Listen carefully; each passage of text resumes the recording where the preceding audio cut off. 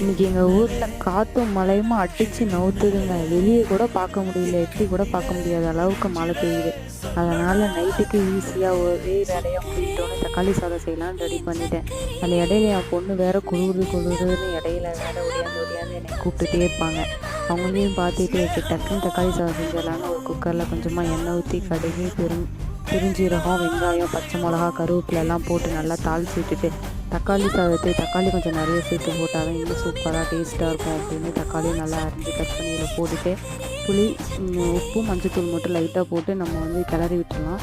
இது நல்லா பாருங்கள், இந்த மாதிரி கொதி வந்தோடனே தேவையான அளவுக்கு அரிசி ஆல்ரெடி நான் கழுவி வச்சுட்டேன். அந்த அரிசியும் அதோட தண்ணியும் எப்பயுமே தக்காளி சாதத்துக்கு கொஞ்சம் தண்ணி சேர்த்துக்கிட்டோம் அப்படின்னா இன்னும் தக்காளி சாதம் சூப்பராக இருக்கும். அதே மாதிரி எடுத்து இப்போ பாருங்கள் 5 விசில் விட்டு எடுத்தால் நம்ம தக்காளி சாதம் ரெடி.